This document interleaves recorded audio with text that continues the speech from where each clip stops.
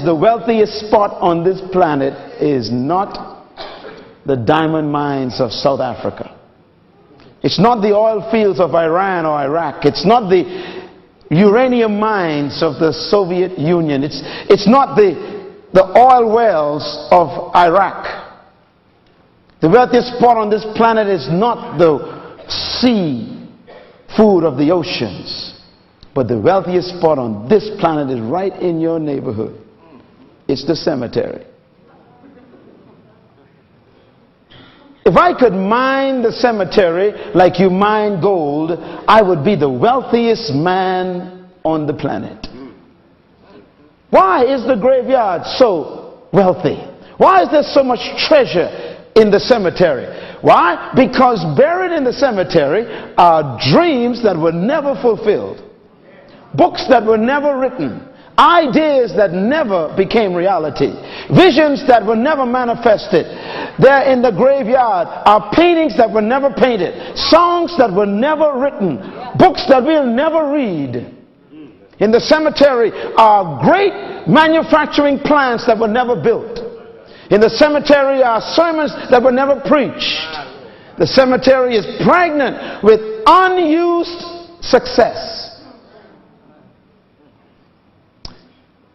Buried in the cemetery is treasure that makes God weep. My greatest fear tonight is very simple, and that is I am afraid that most of you in this room and in this auditorium tonight, and perhaps watching this program, you are going to add to the treasure and the wealth of the cemetery.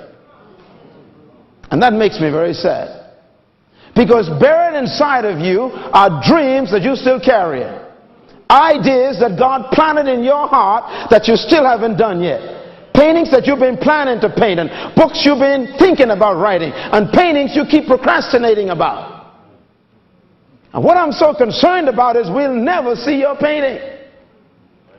We'll never sing your song. We'll never read your book, and we'll never operate in your business, and we'll never experience the invention that you keep procrastinating on. I trust that you will rob the graveyard of your treasure. Yes. I pray that you will disappoint the cemetery. I pray that when the morgue gets your carcass, it'll be empty.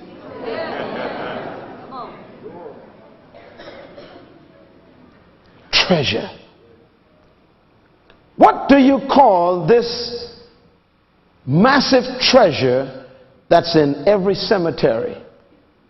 It's called potential. Write the word down.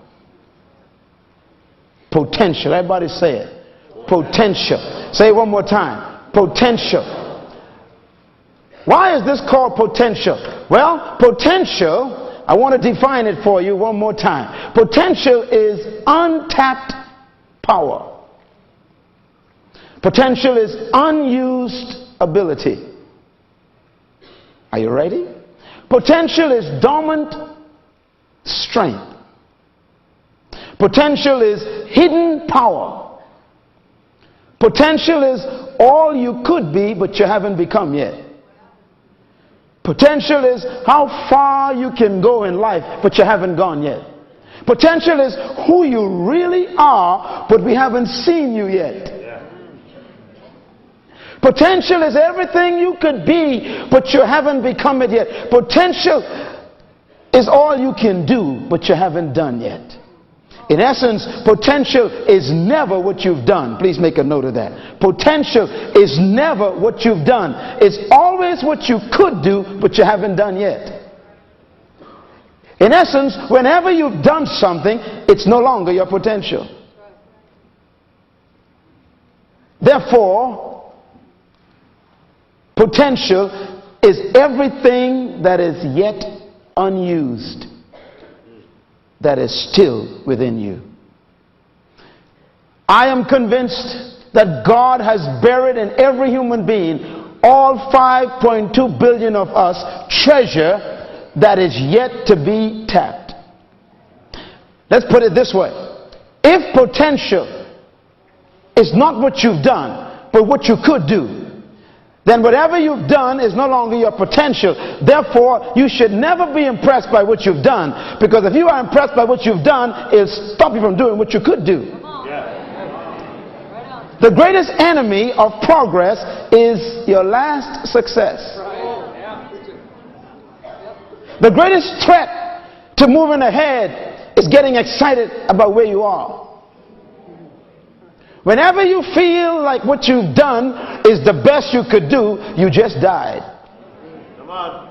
No matter what you've done, if it didn't kill you, there's more left.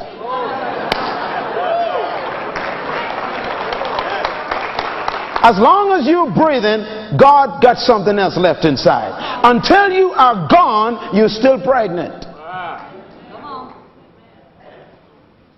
Because God sent you here. And no human being came to this planet empty. I repeat, no human came to this planet empty. You came here loaded, and you came here to make a deposit. And deposit you will make. And if you don't make, you are a generational thief, because you stole from the next generation. My Lord. The next generation is supposed to benefit from what you came to deliver. And if you settle down on what you've done and not do what you could do, then you rob them of what you came to leave for them to enjoy. And that is why you should never allow what you've done to stop you from doing what you could do. No matter how great what you've done is, don't park. Tell your neighbor, I feel my baby moving.